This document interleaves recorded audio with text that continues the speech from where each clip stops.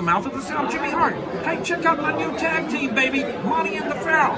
Hey, Jimmy, don't forget to tell them about Long Island's #1 pro wrestling broadcast. Well, you know what, I would, but you already did it. It's Monty and the Pharaoh. With Monty and Pharaoh. The Monty and Pharaoh Show. Monty and Pharaoh, bro. Monty and the Pharaoh. Monty and the Pharaoh. Monty and the Pharaoh. To the Monty and Pharaoh Show. And you're watching the Monty and Pharaoh Show. Monty and the Pharaoh. With Monty and the Pharaoh. Monty and the Pharaoh. It's Monty and the Pharaoh. Monty and the Pharaoh. Monty and the Pharaoh. Monty and the Pharaoh. Monty and the Pharaoh. Monty and Pharaoh. It's Monty and the Pharaoh. And Monty and the Pharaoh. Oh, is it Monty and the Pharaoh? Yeah. Monty and Pharaoh. The Monty and the Pharaoh Show. Monty and the Pharaoh. To the Monty and the Pharaoh Show. And it's Monty and the Pharaoh, baby. Watching Monty and the Pharaoh. With Monty and the Pharaoh. Monty and the Pharaoh. Oh, what a run. Monty and the Pharaoh. Monty and the Pharaoh. Hey, cut the fucking music. When you want the best in professional wrestling, Long Island, there's only one place you're going to get it, right here. Monty and the Pharaoh. Now, that's not just the coolest, and that's not just the best. That, my friends, is just incredible. Monty and the Pharaoh.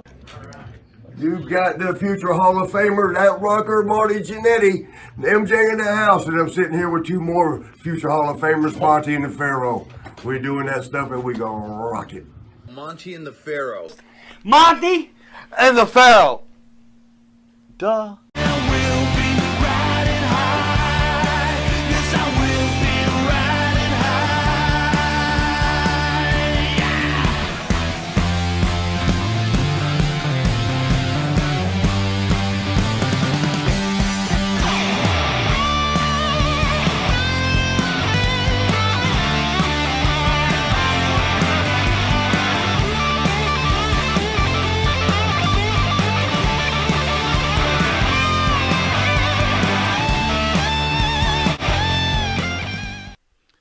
Welcome to Long Island's #1 pro wrestling broadcast out of Indie Music TV here in Ronkonkoma, Long Island, on a special Monday edition of Long Island's #1 pro wrestling broadcast, Monty and the Pharaoh.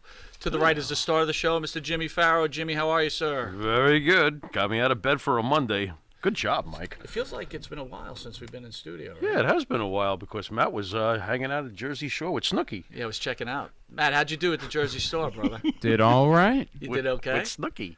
Just Hooked up with some of them Jersey girls? What? Unfortunately, not this time. There's really no one over there right now. Squeedins? Well, that sucks. The heck is Squeedins? I would like to thank the band that sings the theme song for Monty and the Pharaoh, our own Jimmy Pharaoh, along with his partner Bart Griggs, are part of the band Wisteria Hall. Wisteria Hall sings such great songs as their new song, Riding High, the theme song of Monty and the Pharaoh, still the man. In My Dreams, This Life, Not Far Behind, and Here Comes the Rain. You can find their music on Spotify, iTunes, and Reverb Nation, or where music is sold. Monty the Pharaoh can be seen on YouTube, the Monty the Pharaoh page, Facebook Live, the Monty the Pharaoh page, iHeartRadio, Spotify, Anchor, Twitch TV, Monty and the Pharaoh page. RTF Sports Network, their anchor show every Thursday from 8 p.m. to 9 p.m. and the replay at 10 a.m. on Mondays to 11 a.m. Also catch us on cable channel 115 every Tuesday, the reduced version. Reduced? I always use that. Why do you do that? That's completely 8:30 to inaccurate. 9 p.m. And for early risers on channel 115 from 6 a.m. to 6:30, and on channel 20 Friday morning at 1:30 in the morning, right? The abbreviated version. The abbreviated Thank version, you. where you will see our special Reduced. guests, Mr. Andrew Anderson and Kevin Sullivan, who are in studio. Before we get to those gentlemen, we'll be right back after this commercial break. And APB, American Protection Bureau, voted #1 best on Long Island for all your security needs. Call 631-390-9050. That's 631-390-9050. APB.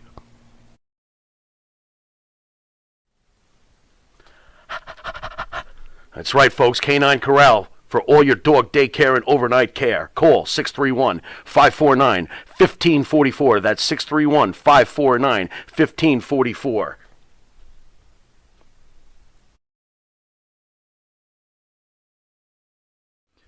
You need a body shop? You need engine repair? Auto Excellence, Collision Specialists, 631-261-6420. That's 631-261-6420. Auto Excellence. All right, welcome back to Long Island's #1 pro wrestling broadcast, Monty and Pharaoh, and we want to welcome two pro wrestling superstars, two icons in the industry, Mr. Andrew Anderson, Mr. Kevin Sullivan. Thank you guys for being here. Thank you so much. Thank you for having us. Appreciate it. Thank Did I tell you I would bring the legendary Prince of Darkness? That I would bring the Taskmaster, the Games Master? He's known by many names, but the best way to address him is the Devil. The Devil. Kevin Sullivan. Kevin Sullivan, an icon in the world of professional wrestling. Thank you for gracing us. No, thank you for having me, guys. Unbelievable. I certainly appreciate it. And being on the #1 wrestling podcast, and it's something else. Thank you. Thank I you. appreciate it. And Andrew, you always come through, brother. Listen to me, man. I love you guys. You guys are my boys, man.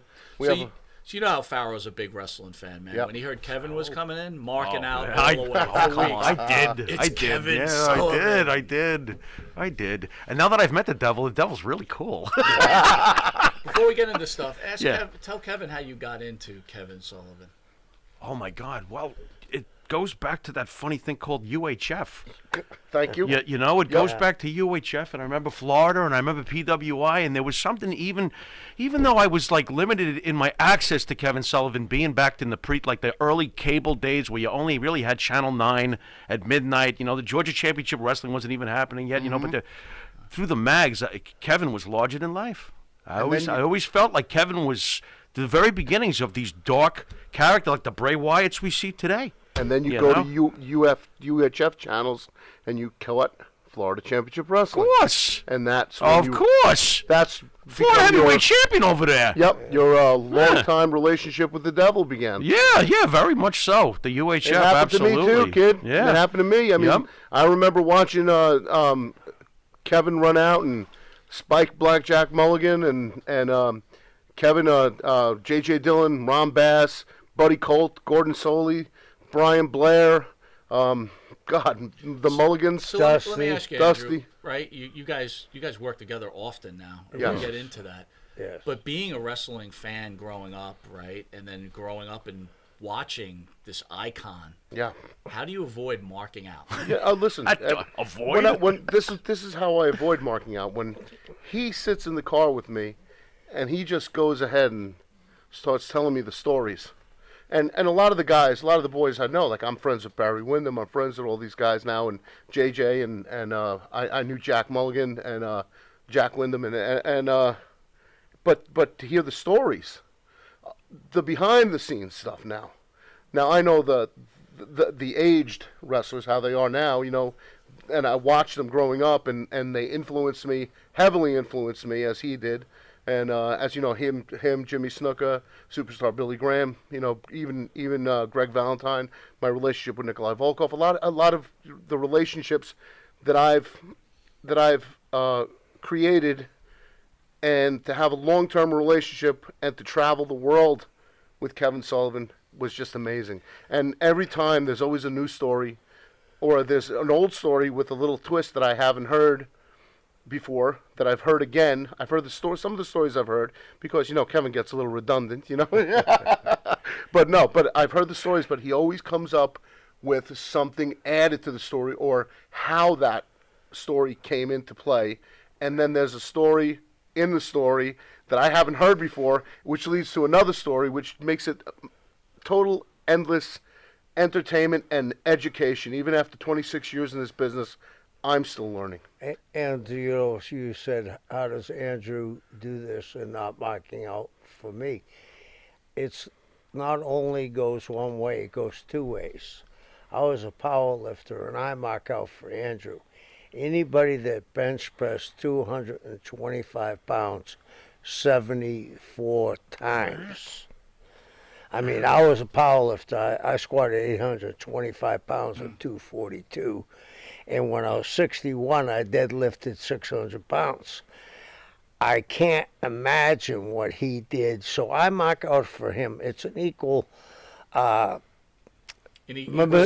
respect here. And I, the thing about Andrew is Andrew was born 15 years too early. Andrew would have been a huge star across the territorial days. He would have been, you know, knocking on the door of the NWA champion. He would have been the Florida champion, the Georgia champion, all that. So, and the other thing about Andrew, he is braggadocious sometimes as he comes off, and he's got the greatest personality of all the people I know. He's very, very respectful for our era, and a lot of people aren't. And the thing about Andrew, he wants to learn. Even in these days, Andrew should be working at a major company. And the problem is, and this is going to get me a lot of heat, the people writing these shows have no idea what they're doing.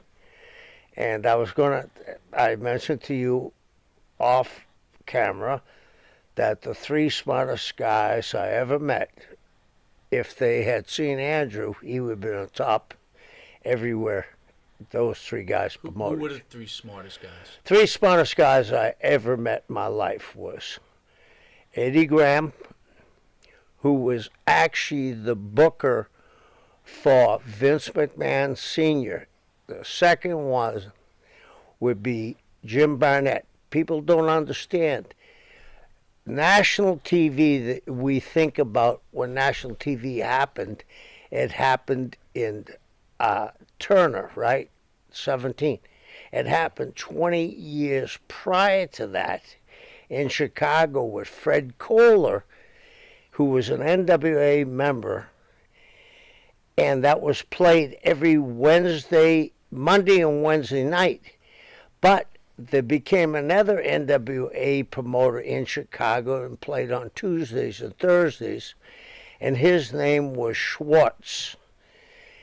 Jim Barnett had control of both of those, and Jim worked with Vince Sr., but Eddie was booking the finishes. And when I was a young boy, I was lucky enough to go to Eddie and learn under Eddie. And a few years later, when I was, still green as grass, I'd be in St. Louis because I was working Kansas City, and Pat O'Connor brought me in, the great Pat O'Connor, the NWA champion, brought me in Kansas City and said, come here. This is when we had payphones, right? He said, I want you to call Eddie. I got to get a finish for this main event. And I called Eddie, and I'd say, Eddie, I'm here in St. Louis, and Pat wants to talk to you. He didn't give me the finish. I was a peon to that. But I had the number to call wherever Eddie was, and Pat would, hey, say, Eddie, we have a Holly race against Dory Funk Jr. tonight, and we want to work a return. What are we going to do? And ultimately, the finish that Eddie gave, they did in St. Louis. It was the same thing in New York when Bruno was wrestling, we'll say Koloff. He'd call, Vince didn't have me call, but I was sneaky enough to listen to the conversation. Eddie, I have them booked for 3 shows back to back. What should I do on the first one? Eddie gave it. And Jim was the first guy never to have territories. He had cities. Jim owned part of Los Angeles. He owned Vegas. He owned Salt Lake City. He owned Colorado Springs. He owned Denver, Lexington, Louisville, part of Chicago, and part of Boston. Part of New Orleans, and part of San Francisco. So between the 3 of them, I got to be very lucky because I sat under Eddie's learning tree because I became the surrogate son when him and Mike had fallen out. Mike and I were dear friends. And then when I was working for Vince Sr., he used to do his TV in the arena in Philadelphia where the original Rocky was filmed. And everybody had gotten there early, and there was no big honchos in the room. And I went to his book, and I looked, and he had Hanson 3 matches. I turn over. This is the guy, two matches for Brody. 1 match for Crush and Fadu. Then I look at, he walked in. I thought I was going to be told to hit the bricks, and he said, "You like what you see?" I said, "I have no idea what I'm seeing." He said, "You want to learn?" And he said, "Come on, sit down beside me." When I sat down beside me, I had instant heat. And, they didn't want a young kid like me learning that end of the business. What do you think made Vince Sr. trust you so quickly? Because of Eddie. Because my relationship with Eddie. And the unique thing was because I didn't start there. I was a local boy and didn't start because there was great local talent like Johnny Rods. When Johnny went to L.A. and was Java Rook, he drew nothing but money. Vince didn't like... It wasn't that he didn't like local guys, but he used those great local talents on the mid and lower cards, but he brought in people on the top. I had worked for Vince on a couple of weeks on my vacation when I used to go home to Boston, and he would put me over in the little towns, so they got to know me a little. But I think it was because of Eddie. It was. My job was I beat the guys that Bruno had wrestled on the way out, like Sparasarion, other guys like that, Crusher Fadu, Blackwell. On the way out, I beat them, and I would do the job for Stan Hansen, Bruiser Brody, because I think Eddie talked to him and said the kid knows his position. And I understood what my position was. My position was to be there, learn, and also learn the business, not just the wrestling business, but the manipulation of the wrestling business. And with Jim, Jim and I had a love-hate relationship for years because Jim would get so upset at me sometimes because he would tell me, like, I was on the 4th match in the Omni, and there was 3 more matches, and I would give it 110%. And he called me in and said, great match. And I said, thank you. And he said, there's 3 more matches above you. What were you doing outside on the floor? I said, well, I was trying to get some heat and let the guy get heat. He said, they're going out on the floor on the main event. They've seen it already. You know, and he'd eat me out. And then one of the funniest times I ever had with Jim was when we were I was in 1980 where we boycotted the Olympics. I was teamed with Tony Atlas, and I was wrestling Ivan Koloff and Alexis Smirnoff. And I got called up to the office at the Omni to see Barnett. I said, this is either going to be very good or very bad. So as I walked up, and I said, what's going on, Jim? He said, I'm going to do my best Barnett impression. Kevin, my boy, you've done it again. Jane Kennedy called. Do you have a thing with Jane Kennedy? Tell me now. I want to know all about it. I said, no, I've never talked to her. Oh, you have. She's called you. So she got on the phone and said, we're going to film this match tonight because I saw you and Tony Atlas have an interview, and it was the first time we ever saw an interview that was positive in wrestling. And the interview was the week before we wrestled Koloff and Smirnoff. I took a black Cub Scout and put him on my knee. Tony took a white Cub Scout, and I said, there's no north, there's no south, there's no east, there's no west, there's just America, and we got to beat these Russians.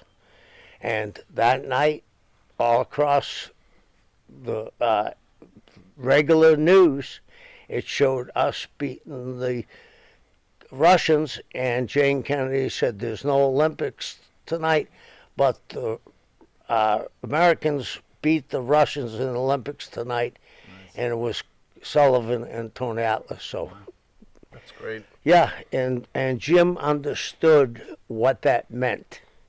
That it was not only they didn't do it tongue in cheek. They did it as this was a professional sport. And that's what those three guys had in common. When they hired Gordon Soley was a race car announcer. And Mike heard him, and he said, I like this guy, Dad.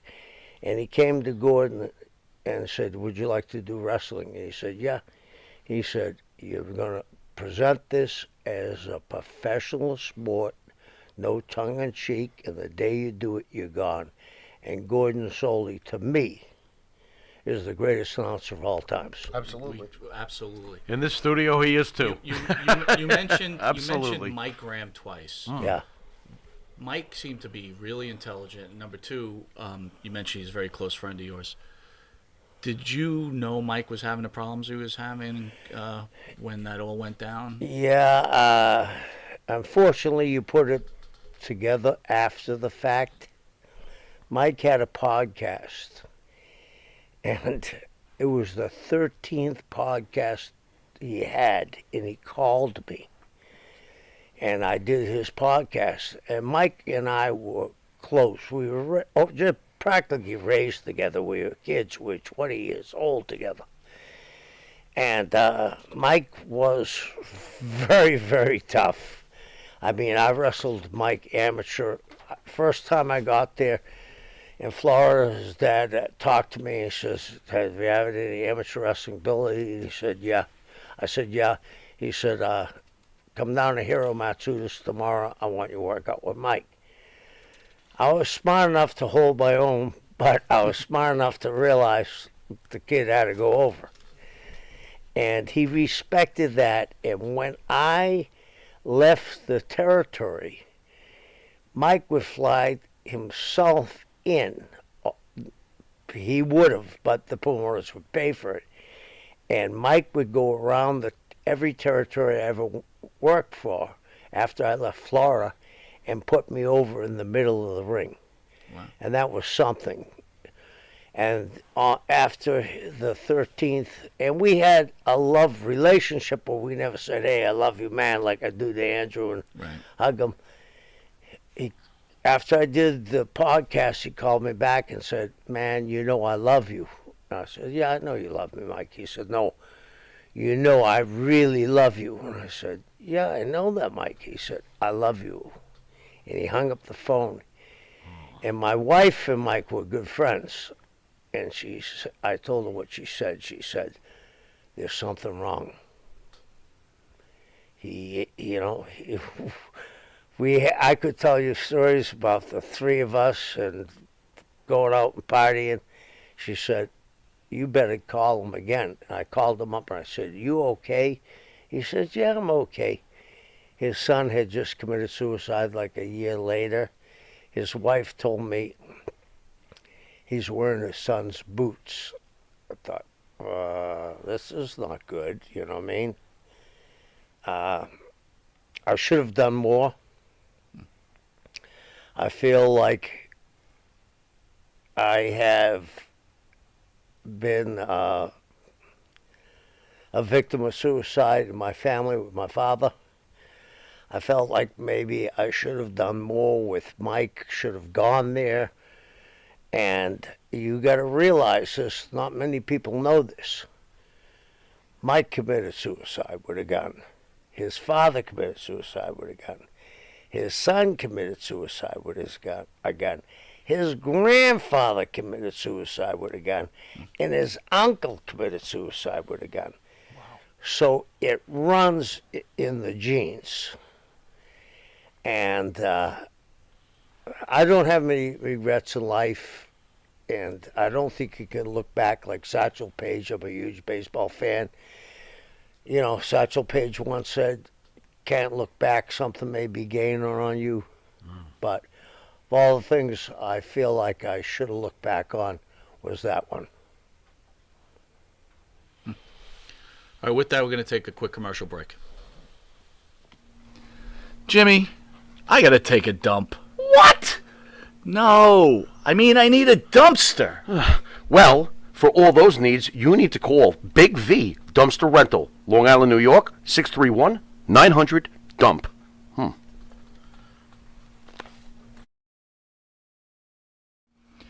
In the mood for a freshly roasted cup of coffee? www.offtherailscoffeeroasters.com.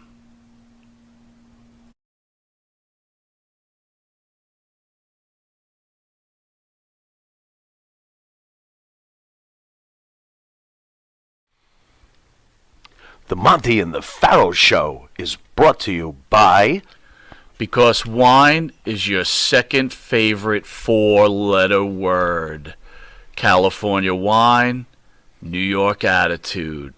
Good fucking wine. Yeah. All right, welcome back to Long Island's #1 pro wrestling broadcast, Monty and the Pharaoh, seen only here out of Indie Music TV in Ronkonkoma, New York. Our special guest, superstar Andrew Anderson, and icon Kevin Sullivan in studio.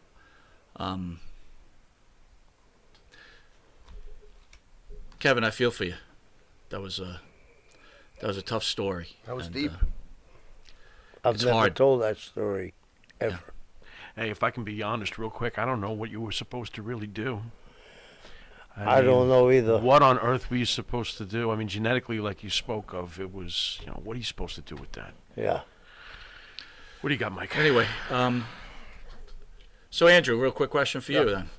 So, Kevin said you were born a little too early, right? You thought, Kevin? You said early? Yeah. I kind of, when I look at you, I'm like, I always felt he was born maybe 15 years too late. Like, I felt like Kevin, Andrew's got the size, he's got the mic skills, right? Right. He's a good wrestler. And I always thought, like, if he, like, was born, like, was, 20-something years old in the 70s. Oh, I can see it. He would be like an instant man, can I beast. see it? You know what I'm saying? Yeah, exactly. I can see it. Exactly. Oh, yeah. It's right there. Kevin said that repeatedly. Right there. Tony Atlas has said that repeatedly. Yeah. Oh, Tito said that repeatedly. Yeah. With a guy like him managing you. Yeah. I ask you, Andrew. Yeah. I can see that. Utmost respect. Yeah. Why do you think that you just never hit the... Because I'm old school. I'm too old school. I mean, look, I've Too old school combined with timing? Like, I don't think it was more timing. I think it's always been the fact that somehow, some way, that door never opened. You know what I'm saying? Once the door would start to open, and guys, first I was told I was too small. Then I was told I was too big. Okay. Then I was told to cut your hair short. What? Then I was told to get lifts in my boots. Then I was told to bleach my hair blonde. Hey. It was like I was getting jerked around. Like, I became the everybody told me, all the promoters said, you got to be a Russian. Put me in the business my rookie years with Nikolai Volkov, which was great. Listen, I have no regrets. I wouldn't change a goddamn thing. I've lived the life 100 people on the planet haven't lived the life I had, done the things I have done, partied with everyone like Kevin said. I partied with rock stars. I partied with royalty. I have met everybody, politicians to paupers. You know, it's been great, but I wouldn't change anything. But it was always like they put me with Nikolai, and they made me a Russian. And I remember Mikey Nova telling me after an ECW show, after an ECW show and a Jersey All Pro Wrestling show, saying, "What are you doing? The Cold War's dead." He goes, "You're an Anderson. You got to be an Anderson. Look at you." And that's how it changed. It changed. And that was in about 1997, 98, and I think 98. You know, and it changed. And it was just, and then occasionally you had the promoters still wanted me to do the Russian. I'm teaming with Nikolai. They wanted to make sense of it all. You know, some promoters wanted to keep me where I was at the last time I was working. Like if I worked for a promoter named Mike Dano, he always wanted to book me as a Russian. Team me with Nikolai. You know, or put me in the main event of the Pepsi Center of a WWE Legend show against King Kong Bundy, you know. So I was always caught in that loop.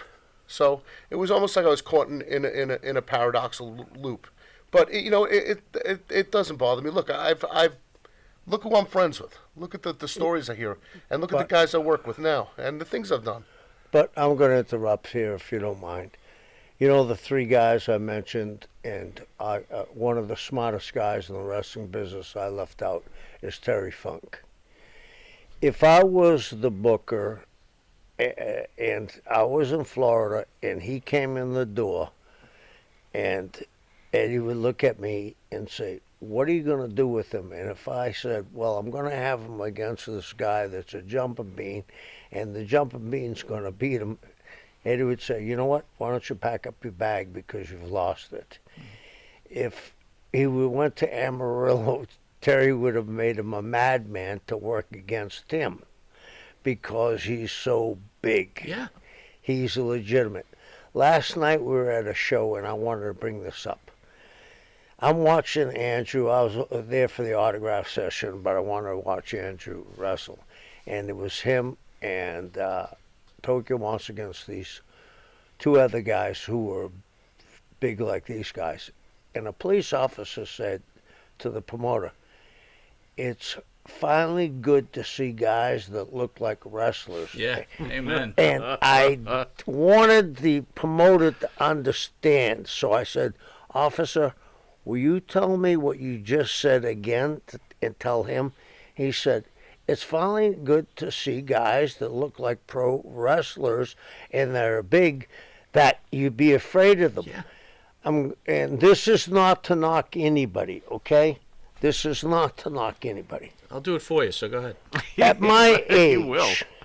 if the four of us went out to a bar and we had a little buzz on and we had some Jamesons, and we were walking down the street, Yeah, I like Jameson. and we took a left-hand turn, and Brock Lesnar was walking down one sidewalk, and Orange Cassidy is walking on the other sidewalk. I'd say, "Excuse me, guys, I'm going on that side." I'd be right behind you. And I know. He's got his hands in his pockets. He's dangerous. What are you talking about? Yeah, Oh, my- but I'm going at this is,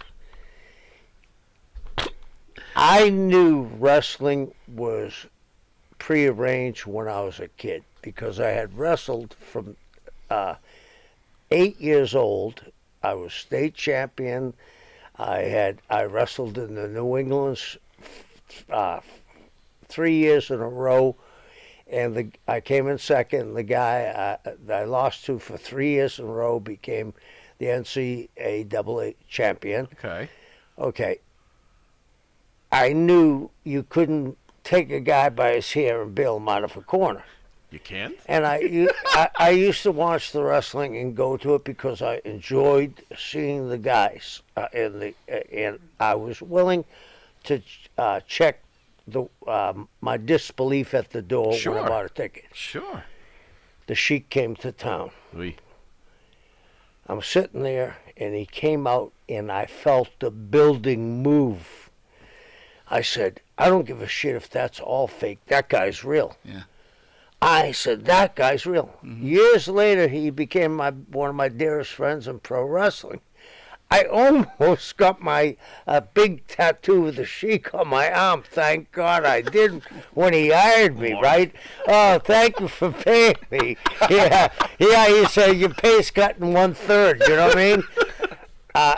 But we understand it's an art form, but we're insulting the people's intelligence. I don't mean to get on anybody's ass, but when I was a kid, at the time I was only 5'8", but I was 252. I squatted 825 pounds. I was a power lifter. I was a bodybuilder. You were a beast, dude. I remember you were I was a beast. but I was also a magician. I worked with Andre quite a bit, and I didn't realize how much I worked with him until I looked at a book that said Florida Championship Wrestling from 70 to 85. What I used to do was I used to send a bottle of Crown Royal over to Andre before I worked with him. And Andre and I were good friends, and I'll tell you how we became good friends. But Andre one night came down to Orlando. It's the only time I ever fell out of character. He came down, and my deal was when I wrestled Andre, I got to the ring first. He came down. I attacked him, dove through the ropes, attacked him. I didn't dive. I jumped and attacked him. And I posed him, and that night he got blood for me. And I was on top of him, beating the shit out of him. And this old lady who had those crow fingernails ran her fingers down my back, and brother, it hurt so bad. I went, oh! And I turned around and I said, will you sit the fuck down? Oh my God. I'm 5'8", 250. He's 7'4", 550 pounds. He's going to kick my ass sooner or later. Quit picking on the big guy. Yeah, so what we would do with that was we'd stay on the floor for about 3 or 4 minutes, and I beat him pillar to post, but he was always down. Finally, he'd make that comeback where he punched me a few times, threw me in the ring, and when he stepped over the ropes, I made sure I was on my knees. So the height difference like that, and I would go, no, and then we'd go home. It was a magician act. I saw Siegfried and Roy before they died. The one died. When he put the sheet over the white Bengal tiger and then appeared in the third balcony, I knew there was a magic act, but they didn't tell me how they did it.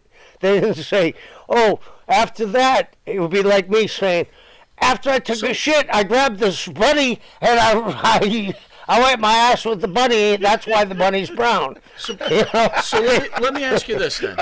You bring up a great point, right? You were able to play big. Guys like Piper, right? Yeah, Piper, what did Piper weigh? 210? Maybe. Wow, Savage. Really? Savage, right? Wow. Maybe 210? Maybe. Pre-Savage, Yeah, right? and- Pre-Juice Savage. Savage and I used to go to bodybuilding contests, and we were down to almost nothing. So here's my man. question. These guys played so big. When Piper wrestled Hogan, you believed Piper could beat Hogan. Yeah. Why can't today's wrestler play big? I think they're trying to do too much. They're trying to do too much. If you look at Piper would throw those punches, and he was attacking you. He was attacking you. And you're saying, wow, he's vicious. He didn't give you time to say, hey, he's 205 pounds. You know what I mean? I was in Florida for 3 years, and the guys I wrestled most of the time were Dusty Rhodes, Blackjack Mulligan, who was 6'7", Barry Windham, the greatest babyface I ever worked with, Andre the Giant, and Superstar Billy Graham. And they were nice enough to do the right thing to get me over. People actually thought that I was superhuman. Yeah. And the other thing they did was when I got my shoulders pinned and they got up and stumbled around the ring, I got my heat back. I made sure that I could do a job every night, but the next week it was, it's going to be a tape fist match. The week after that, he's going to be in a cage. He's going to finally get his comeuppance.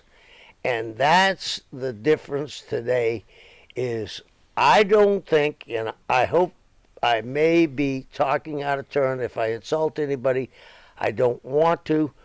But one of the things Vince McMahon taught me was when I looked at his book, he had January and he had December booked, the top 3 matches. Wow. My wife is an author, and I asked her, how do you do a book? She said, you got to get the ending first, and the beginning comes second. I think they're doing not only the beginning, but week by week by week, and they're not sticking with someone if it doesn't work. Well, to be fair, and I'm not Right. defending what's happening, Right. you have a different audience now. Right. With all due respect, we talk about this all the time. I grew up in Madison Square Garden, Backlund, Morocco. You could, the Backlund Morocco match would get booed out of the arena now. Right. You know, my opinion, right? And as You're much right. as I loved it. And Morocco was one of the most versatile, greatest heels of all time. Some of the greatest, listen, I'm a WWE guy, grew up a WWE guy or WWF guy. But when you watch, today's audience couldn't stand for it. No, and but- it's hard to be a writer. attention span's not there. But can I interrupt you about that? Underneath that, they had Dusty and Superstar, the bull rope match.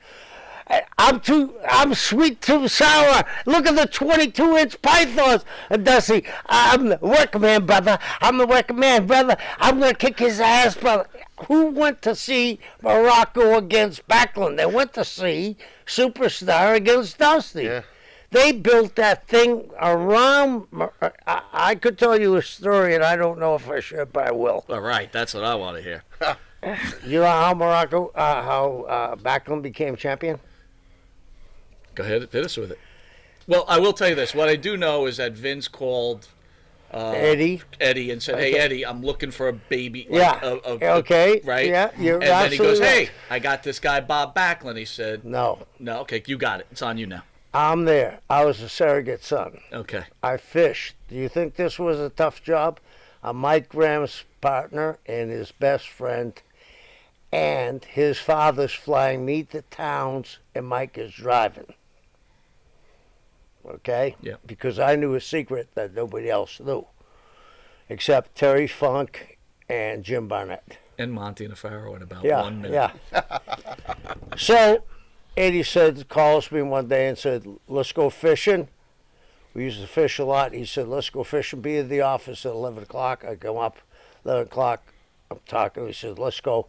Phone rings. The story you just said is exactly the truth. But Eddie says, no, the guy you want, because his tag team partner was Steve Kern. He said, the guy you want is Steve Kern. Wow. Because his dad was a war hero. He was a prisoner of war twice. Are you aware of that? In World War II and in Vietnam. You know what his job was in Vietnam? To see how close a missile could get to a plane. Holy cow. He spent 5.5 years with John McCain in prison, right? Sounds reasonably safe. He said, you need to go with Kern because Kern's a better speaker. Wow. Okay? So, not to interrupt. So he's looking for someone, and is he looking for Backlund? He's looking for Backlund because he's watched the TV. Gotcha, but he's like, no, Kern's the guy. Kern's Gotcha. the guy because they were tag team partners. Understood. They were the Florida Tag Team Champions. And Eddie said, no, Vince, I think you're making a mistake. And he said, Eddie, I'll get him over. He said, you're going to have a hard time getting him over. Kern is instant heat with the father. You get a foreign heel, talk about his father, big deal. He spent 9 years as a prisoner of war. America is the shits, okay? He said, I guarantee I'll get him over. And he said, no, I don't think you will. He said, Eddie, I'll bet you $100 I will. He said, okay, the bet's on.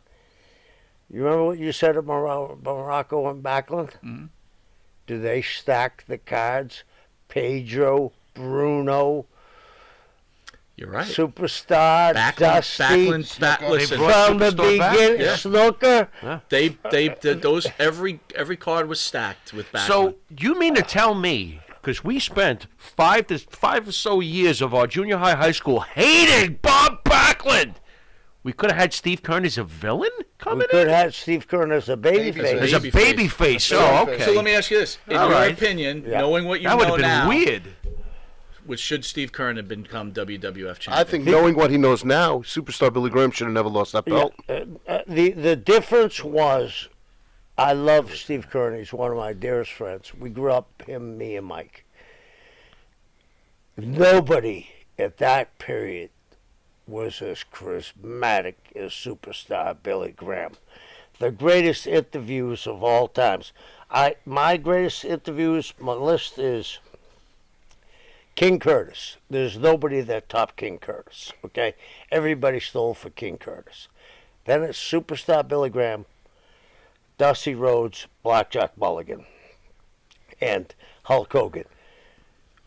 Superstar should have turned babyface against Ivan Koloff, Stars and Stripes. But I ask you then, you said your top three, Vince Sr. was in your top three smartest guys. Right. Why didn't Vince Sr. have the foresight to say, look, Superstar's he's already turning face regardless what's already happening?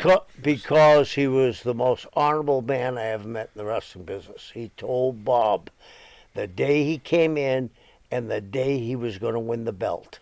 Wow. And in my heart, he knew it was the wrong thing to do for business, but he said, I gave my word, and I'm going to keep my word. And that's why he stacked the cards, because those cards were so stacked, you don't think those guys were getting mid-card payoffs. No. You know what I mean? They were walking out of the gardens with a lot less money for Vince when Bruno was the champion or Pedro was the champion.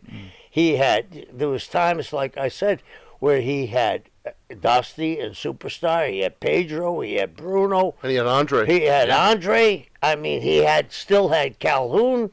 He had guys on that card and his underneath cards. And the other thing that he did, and a lot of people forget this, he was bringing in Piper, he was bringing in Flair, when they were brand new guys who were all over those magazines, like you said you guys grew up on. When he would bring Valentine in, I'd lose my mind. Okay, so, I mean, there it is. But he would have Flair, and he would have Piper on the undercards. But here's and a lot of people don't realize that. So he promises Backlund a belt, right? He keeps his word. Why did he yank it from him? Why did he had it on for like 5 years, right? I think 5 and a half years. He was trying to get him over. 5.5 years? No, I don't think he was trying to get him over. I think that there was... People don't realize this. Do you guys recall the incident when Pedro Morales was wrestling Blackjack Mulligan and Blackjack almost got killed? He got stabbed in the ring. Yeah. A Puerto Rican rolled in the ring and cut him from the top of his hip to his boot. 700 stitches. And the guy pissed on the knife, and Jack almost died. I think he said, and you got to realize, back in 1957, the big riot was Rocca and Edward Caponte against Dick the Bruiser and Dr. Billy Graham. That started the 14. You had to be 14 years old or older to get in the gardens. He saw that again coming, and they at this time, they had gone through a huge federal lawsuit on monopoly in the 50s. They didn't want any more under the microscope from the government. That's really interesting. All right, well, we're going to take a quick commercial break, and then I want to talk about the man that you didn't mention in your top three, Vince McMahon Jr. We'll be right back. You want to star in your own success? Call QuickCast, www.quickcast.com. 866-7-CAST-NOW. That's 866-7-CAST-NOW. Quick Cast. Start your own success. Jimmy, I just got the best hookup on tickets. Fill me in. I went to www.seatslinks.com and ordered the best tickets with the best prices. Call 718-676-0504. SeatsLink, the complete ticket experience. Tell them Charles sent you. And Verola Worldwide Logistics for all your logistic needs. Please call 862-227-3670. Once again, that's 862-227-3670. Verola Worldwide Logistics. All right, welcome back to Long Island's #1 pro wrestling broadcast, Monty and Afaro, with a special Monday edition with pro wrestling superstars and icons, Mr. Andrew Anderson and Mr. Kevin Sullivan. So, Kevin, we broke to a little intermission, but you did not mention Vince McMahon Jr. How do we leave Vince McMahon Jr.'s name out of the greatest, smartest pro wrestling minds in history? He has to be the greatest mind for wrestling entertainment, not pro wrestling. Have you ever heard the word wrestling on that television program? Oh, you can't say that. You No, get in trouble. You don't talk about wrestling. Andrew tried to say it the other day. He got yelled at by Vince. I mean, you can't say that word. Vince took it. He took wrestling from a territorial and Connie-like atmosphere and brought it to the big screen. And Jim Barnett, without Jim Barnett, there would never have been a WWE, because Barnett knew everybody that was ever associated with professional wrestling that was a program director. When they looked at their watch, they thought about Jim Barnett, because he gave more Rolexes out to any program directors across the country. So that's how Vince got on it. Vince saw this as, we're going to make this a kiddie show. And rightfully so, he's done a remarkable, remarkable job. But as time has gone along, we used to check it in and say, well, yeah, I know it's fake, but this guy's real. They don't have anybody, this guy's real anymore, because they know, like Brock can be anybody. There isn't two guys you can match up. And this is no disrespect to them. They're worldwide, but it's coming, I believe, with the ratings going down. I had stocks. The stocks are going down. He had the, what was that, football league he had? The XFL. There's seems to be a little bit of hanky-panky on money that was invested. I think they're in trouble. I think they're in trouble when you got. And here's, I think, what's wrong is they got so many guys, you don't know who's who. When you were growing up and going to see the Gardens, you knew Bruno, you knew who he was going to wrestle.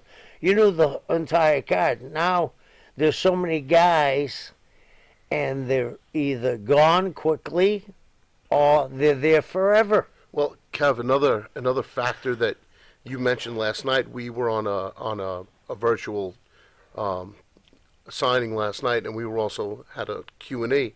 And one of the things that Kevin discussed was one of the reasons why ratings and stuff are down was Kevin had a podcast where Eric Bischoff was his guest. And what did Eric Bischoff say?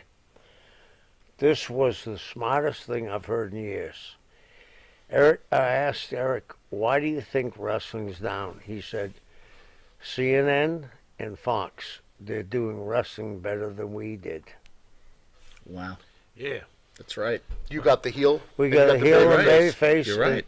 It doesn't matter. Left or right, it doesn't matter. People are glued. They're glued, and I said. Except I took you guys serious. I don't take either. Never mind. And I said to Eric, we just miles tie bandanas on our heads, blue and red, Crips and Blood. Yeah. That's what we are now. You're right. I mean, didn't Trump just say today, I'm flying home to Seattle, which is now a terrorist state. Oregon's a terrorist state, and New York's a terrorist state. I mean, we are building where people have to watch news.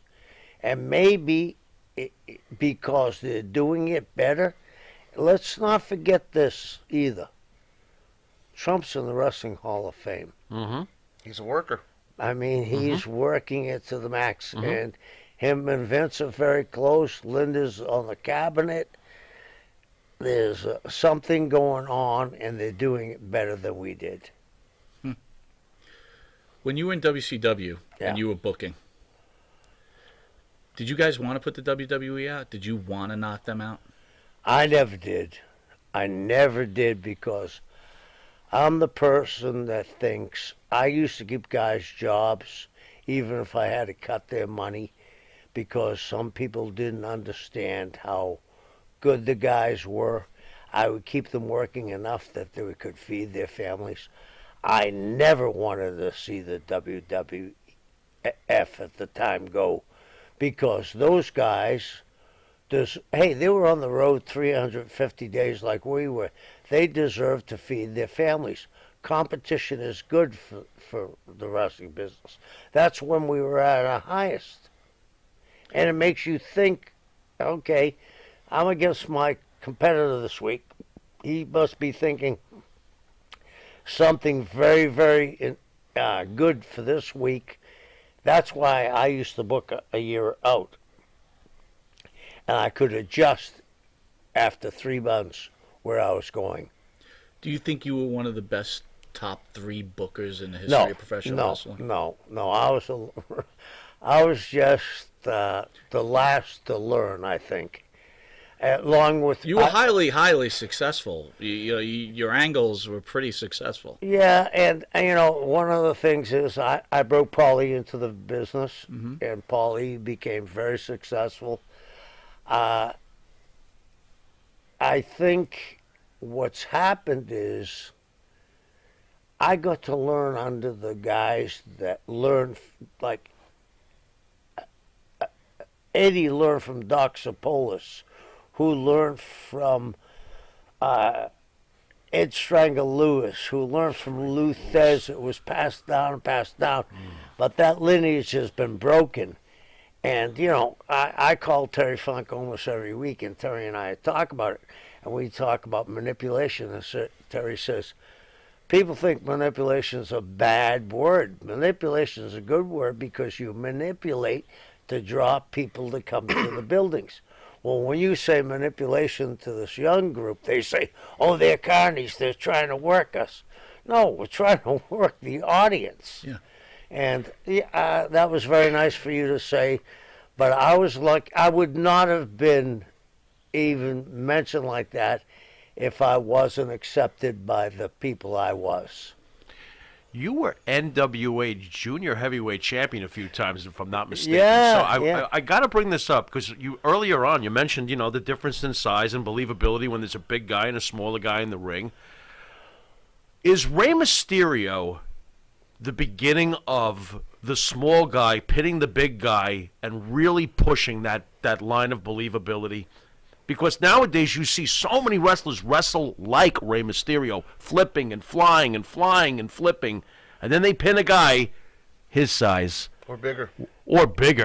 What? Is Rey the beginning of that? I mean, I don't want to pin it on Rey because he's a legend. I don't want to cut Kevin off, but in my eyes, from my generation, I thought when that WrestleMania, I don't know if it was WrestleMania 30, when Daniel Bryan subsequently beat Triple H.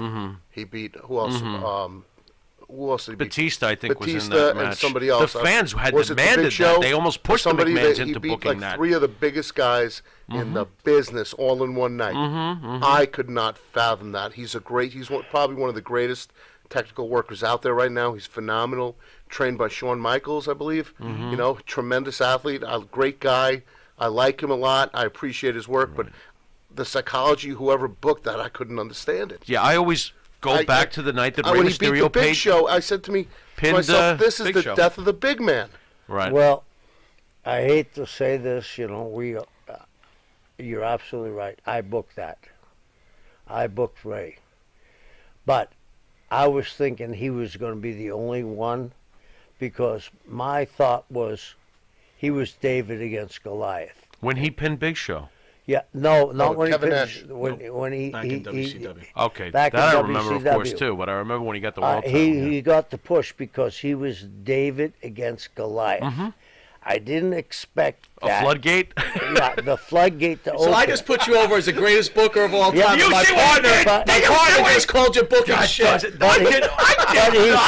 But afraid. he's probably right because that was the beginning of disbelief where you checked at the door. Can I take a You little... created Orange Cassidy. Hold on. No. Can I take... Wait a minute! Good. Let me take a little heat off of him. You didn't book when 1, 2, 3 Kid pinned. No. Okay, no. It's not all your fault. No, that was No, but here's the Those difference. smaller guys. Here's the difference. Rey Mysterio was so unique at Yeah, the he time. was. It was. And he does At play the big. time, he was the only guy Does. doing the flips. He was the only guy It was doing. like Spider-Man versus the Hulk. It was the And he only, plays big, right? Yeah, Right. and he plays big. He does. And it was the only time that they had seen that kind of guy since Argentina Rocca. Right, So I okay. thought, well, Okay. he's the only guy. We're not going to open this up. And then then I left, and it opened up, and Oy. it opened up, and opened up, and You opened up. created Orange Cassidy. Billy Kidman pinning Hulk Hogan. Yeah, I did. So, I can't. I'll ask both of you, Andrew, first, if you don't mind. If you pay for wrestling school and you wrestle, does that make you a pro wrestler? Oy. Oy. What makes a pro wrestler? That's a hard question these days because you're going to get a lot of people bent out of shape. Yeah, well, that's why I'm asking. I think you have to pay your dues. You know, you gotta really. It's tough. You know, I mean, everybody. I'll answer it. Go ahead, Kevin will answer. He's trying to be around. I'm trying to be around. There you go, Kev. Politically correct. I'm old enough not to be politically correct, and if they hate me, they hate me. There you go. The guys teaching them never drew a dime. Okay, as Mike Graham said, never drew a dime, never drew a dime, never Jeff drew a Jarrett dime. never drew a dime. Here, give me a pencil. I'll throw And you a Mike dime. was right. You can't have guys telling people how to work to get asses and seats when you never drew a dime. So what is a pro wrestler? To me, a pro, you know, when they say, oh, he's a great technician, he's a great wrestler. A great wrestler to me is the guy that puts an ass in between 16 inches around the arena. If you don't put people to come and see you, you're not a great So wrestler. if you're on an indie show and they pay you $20, you're not officially a pro wrestler. No, I don't no, think no. so. I don't think so. I think you should try to look for a... It's like And, Malone, and your- I'm your not filler. knocking anybody because there's some guys that started off that way. But the guy that's running the show, it's his responsibility to look at somebody and say, can this guy draw me more than I'm paying him? Amen.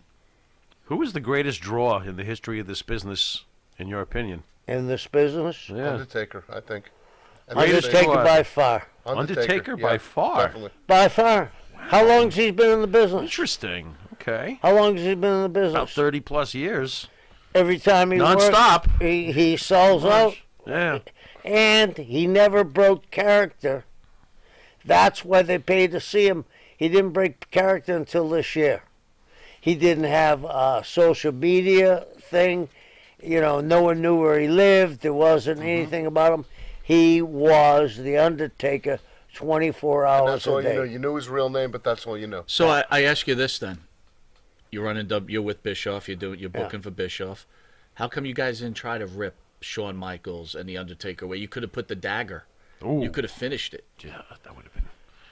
The Undertaker, and I don't know Mark very well, Okay. but The Undertaker, I believe, is a very loyal guy.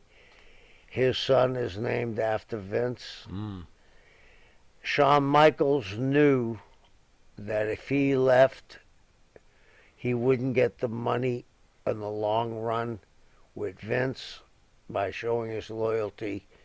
They weren't going anyplace, and it always gave their friends a chance to say, well, we'll just go back up there. It was a very smart move, and it was very Machiavellian. I thought they were brilliant guys that did it that way. Were you upset the night that kayfabe apparently took a death at Madison Square Garden? Yes, I was. With the curtain call? Yes, I was, and I think that the guys did it for maybe the right reason because they loved each other, but they certainly did it for the wrong reason for the fans that paid. It hurt their business, I believe. And Razor and Kevin are very good friends of mine. Very good friends. I've got 2 comments from fans out there. One, Andrew, Modern Day Warrior, says Andrew Anderson looks like a mix of Hacksaw Jim Duggan and Steve Dr. Death Williams. Well, That's quite a compliment. I appreciate the compliment, but some fan came up to me yesterday. Okay, I'm not going to say some fan. My opponent the other night happened to say to me outside the ring before the match, hey Drew, you look like a combination of Bret Michaels and Fozzie Bear. That's pretty funny. Screw you, Wrecking Bull Legursky. It's another comment out there. They just want to say, Kevin, you're a genius and an icon in this industry. Oh, thank you very much, Mom. I appreciate it. All right, so left some meatloaf for me when I get home. We recently came to the studio this year, which we love tremendously. But one of our first guests was Jim Dowse, the original husband of your ex, Nancy. Can you tell us about the day that you heard that Nancy was murdered? Yeah, I built the largest gym, and it's still the largest gym in the Florida Keys. And Teddy Long called me. And it was one of the saddest days of my life. We had spent 13 years together, and it's like 1 out of 2 marriages fall apart. Our marriage fell apart. We were separated for 8 months. She was a wonderful girl, and the most important thing to her was being a mother. And to this day, her mother and family I still talk to. There's an urn of a starfish with Nancy and an urn of her son, her grandson, on her mantle. And I can't imagine her mother and father getting up every morning without them. It's a sad day. It was a sad day. All right, with that, we're going to take a quick commercial break. Can I run and take a leak? Sure can.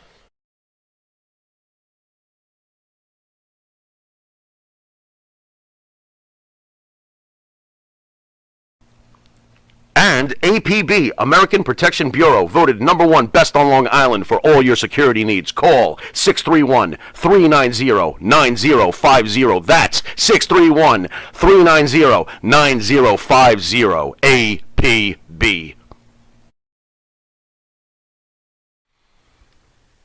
The Monty and the Pharaoh Show is brought to you by... Because wine is your second favorite 4-letter word. California wine, New York attitude. Good fucking wine. Yeah. That's right, folks. Canine Corral for all your dog daycare and overnight care. Call 631-549-1544. That's 631-549-1544.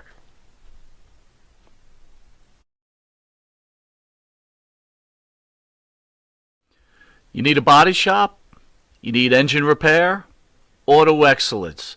Collision Specialists. 631-261-6420.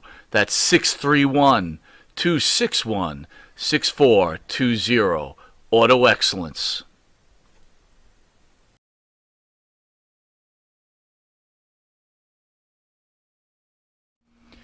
In the mood for a freshly roasted cup of coffee? www.offtherailscoffeeroasters.com.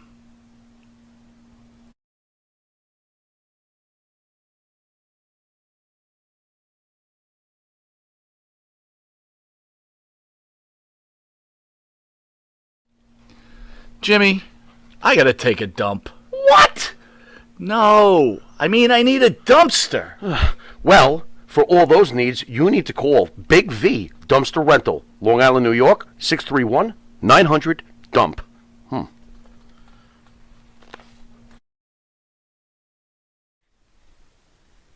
Jeff Quest, graphics design, custom vinyl lettering, and all your art and video needs. 516-317-8204. That's for Jeff Quest, graphic design.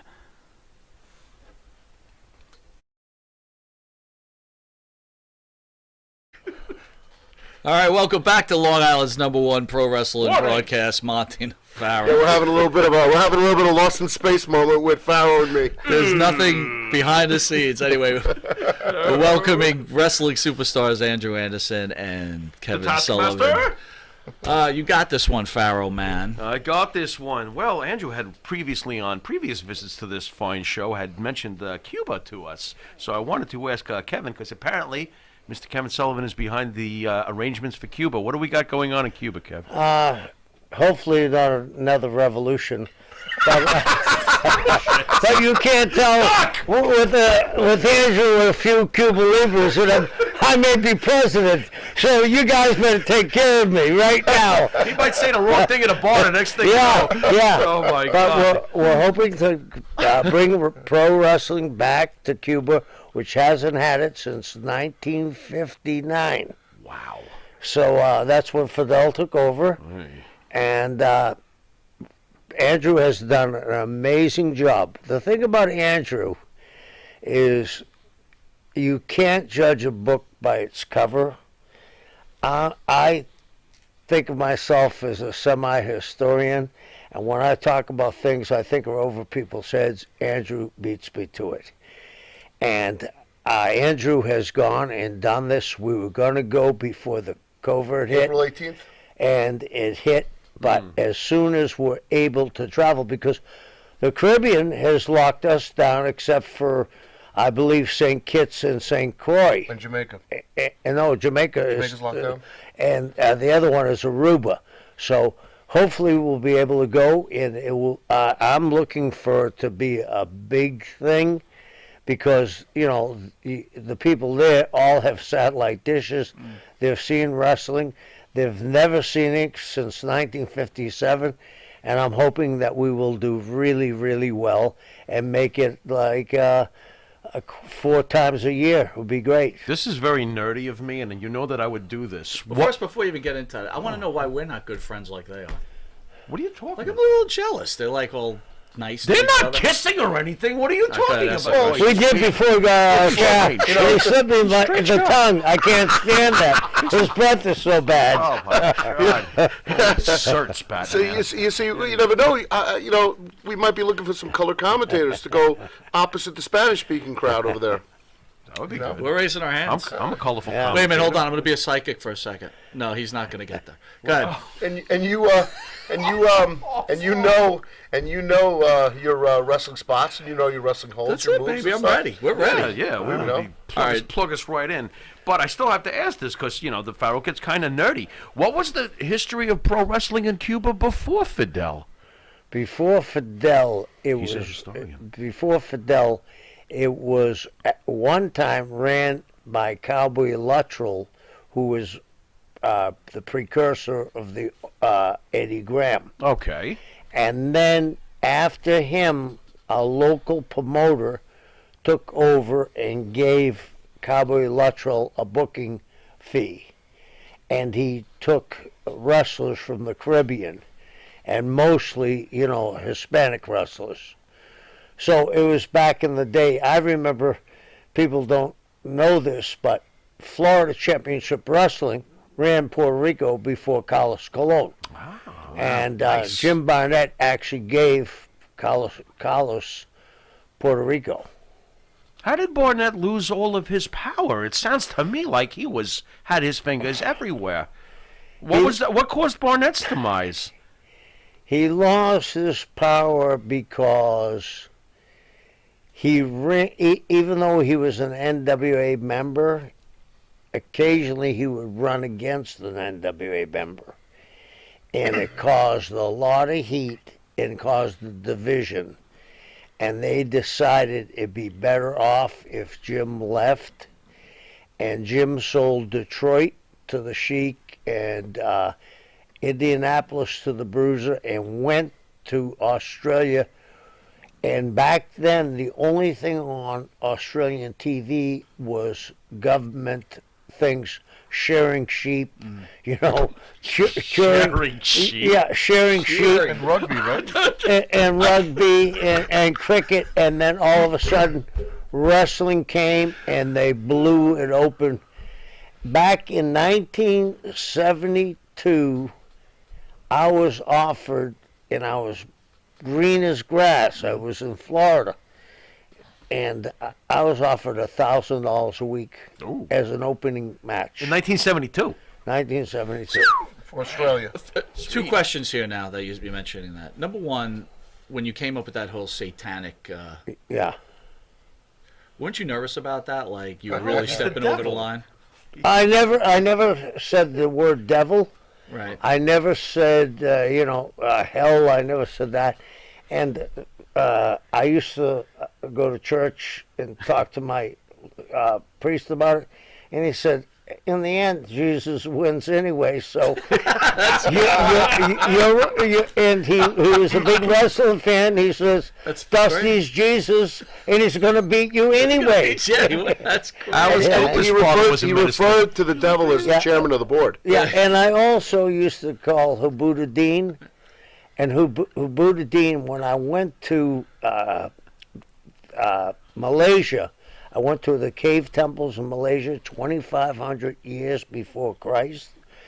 And I got to meet a guy they called him the Sifu, which is like the one that was the enlightened one.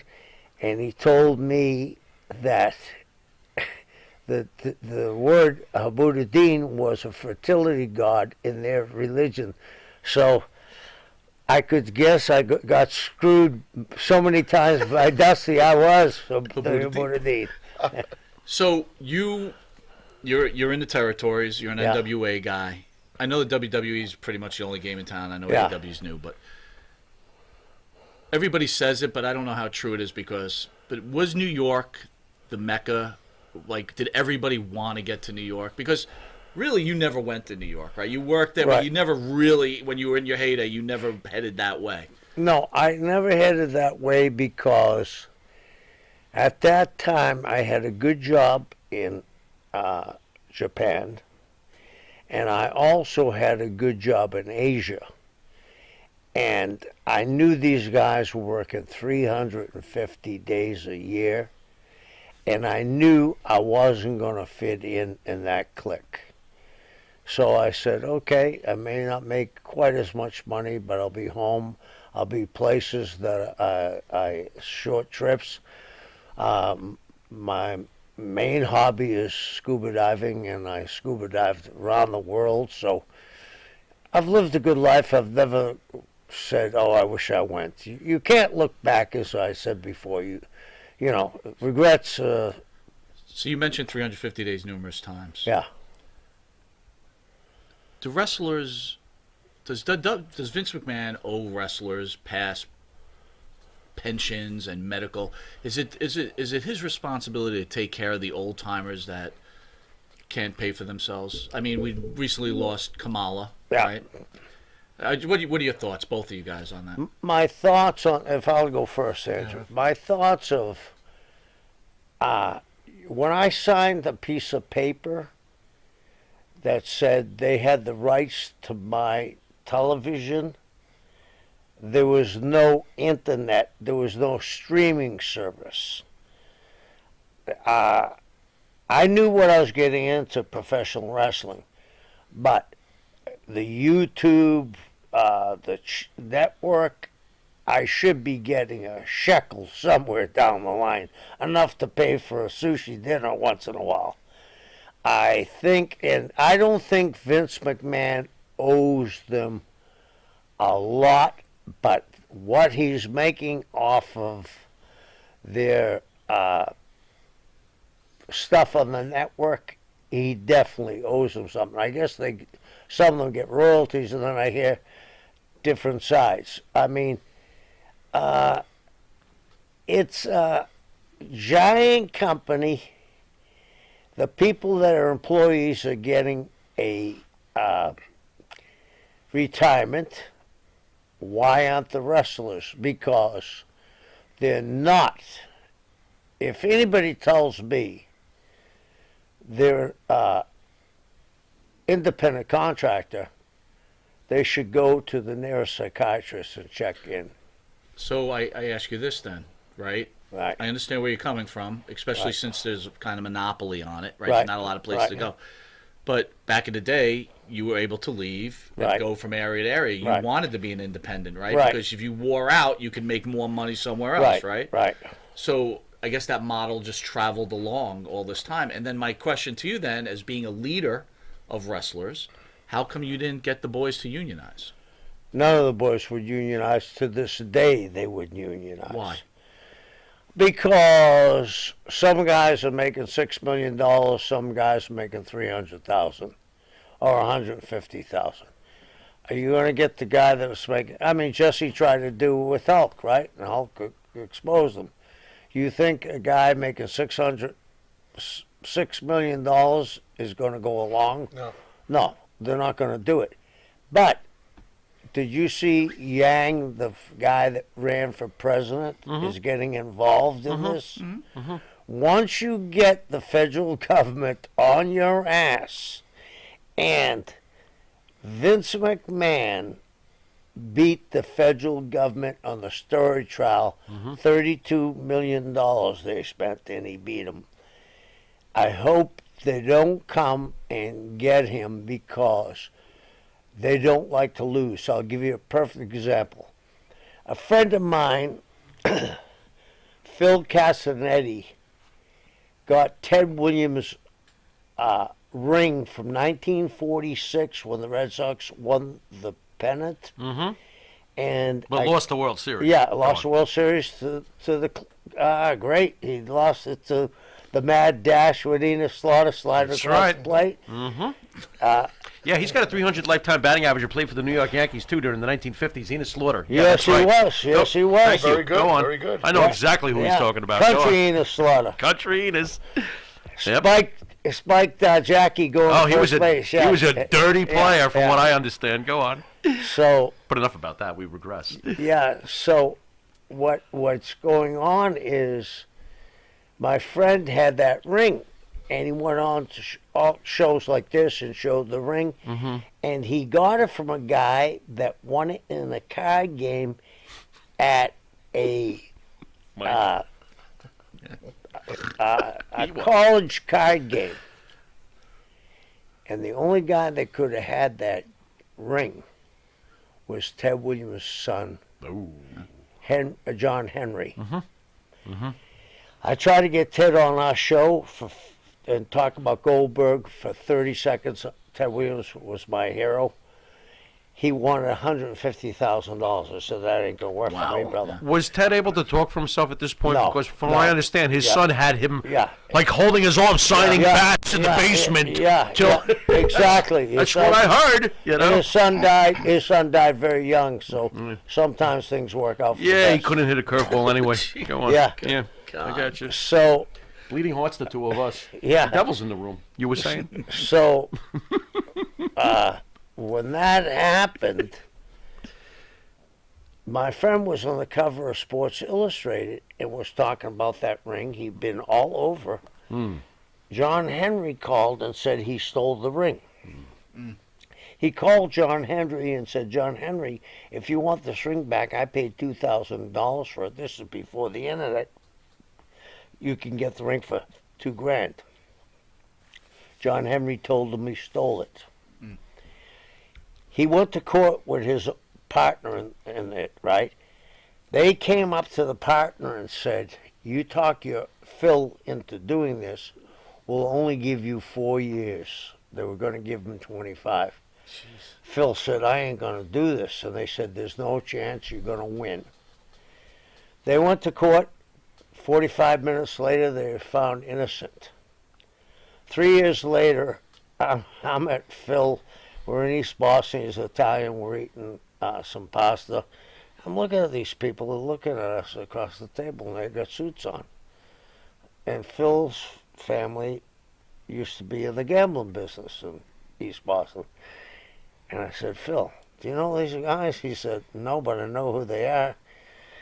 The guy came over 4 years later, put down a card, FBI, and said, we're watching you from the now until the day you die. Wow. So they don't like to lose. So I wish Vince the best of luck. Wow. Wow, that's heavy. That's not very comforting. We're almost out of Sorry, time here. Vince. This has been an incredible interview. Andrew, you got anything to promote coming up, brother? Yeah, October 14th at the Lava Cantina at the Colony in Texas and right by Dallas. SWE Fury, the hottest wrestling promotion out there right now. And you got great talents like Brent McKenzie, heavyweight champion Tim Storm, Rodney Mack, and Jazz. Do you talk to Tim Storm at all? Occasionally. I want a shot at that belt, you know. I'm trying to smooth my way into it, but he's a little scared of me, you know.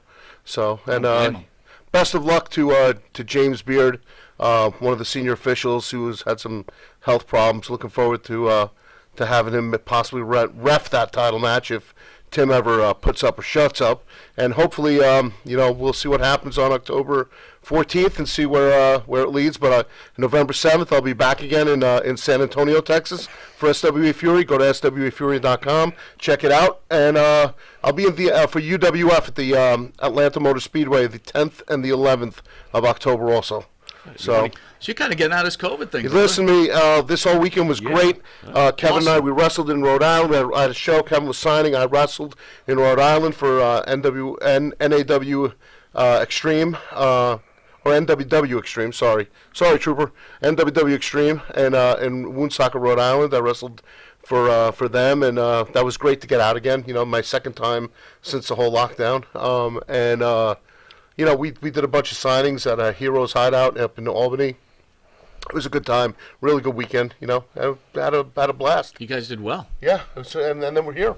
We're here at the Mecca of talk shows, the Monty and the Pharaoh show. You hear that, Matt? Do you hear that? This is the Mecca of talk shows. And I'm having a psychic moment here, too. Oh, wait. Oh, Better- if you have us in your corner, you'll definitely win that belt against Greater than Carson, better than Letterman. Move over, Leno. We got Monty and the Pharaoh. Double or nothing right there at that table. Forgot to mention, uglier than Stern. Well, that goes without saying. Kevin, what do you got going on after you get home? I have a podcast. It's Taskmaster Talks. I want my friends to turn in and listen to it. Last week I had Eric Bischoff. I had Crowbar. And I think this week I'm having Ron Fuller on. And I have a T-shirt company to plug. It's called Double Hell. And they have multiple T-shirts of mine. And mine, too, coming up. Yeah, and I like to say this. I certainly appreciate being here. This is probably, and I'm not bullshitting, this was probably the best interview I've done. And I appreciate you guys. Wow, Kevin, thank you very much. Thank you very much. I appreciate it. That means a lot to us. Thank you. You know, we got into this just trying to entertain a few, and thanks to people like yourselves. And thank you it's for been your incredible. career, too, because we grew up reading about you, and to have you in today is just one more dream come true for this show. You ain't Thank you kidding. so and much. I will Thank tell you, honestly, you are an icon in this business. In my opinion, you're probably in the top 3 bookers in the history of this business, and I put you ahead of Dusty Rhodes, right? So, nice. and I mean that from my Nice. heart. Thank you. I again, I know you're probably friends with Bischoff. I don't know him, but I will tell you that it must have been difficult working with him. So We have become better friends after 20 years, and I understand what Eric went through. And after you look back at things, you can see how things happened for a guy that was thrown in that position at a very young age, and he was thrown. It was a guppy thrown into the shark pool. Yeah. Did pretty damn good there And for a while he did too. all right. But again, Yeah.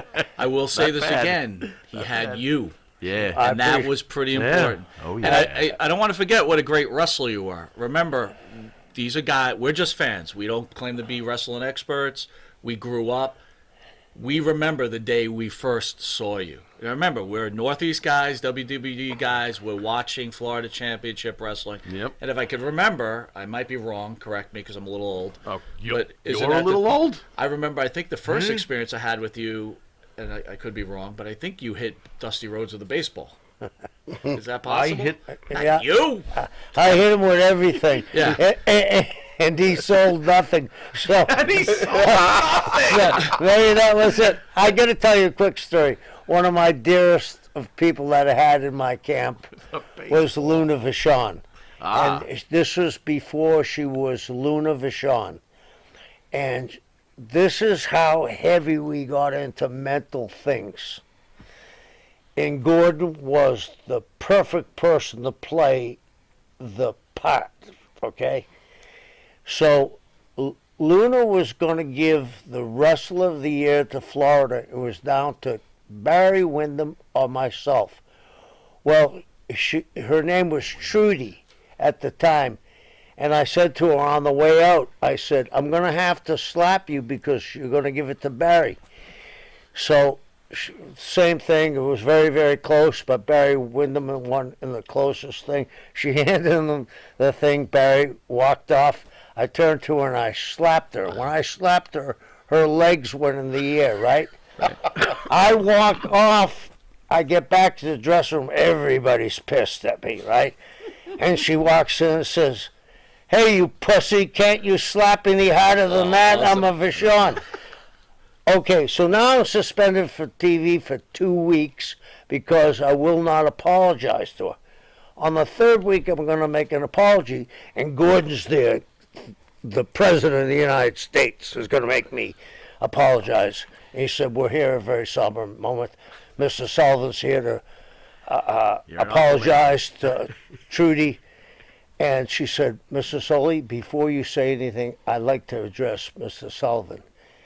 And Gordon says, "You have every right to. Please go ahead." And she said, "When you touched me, I had this warm feeling over my body that I had never had before.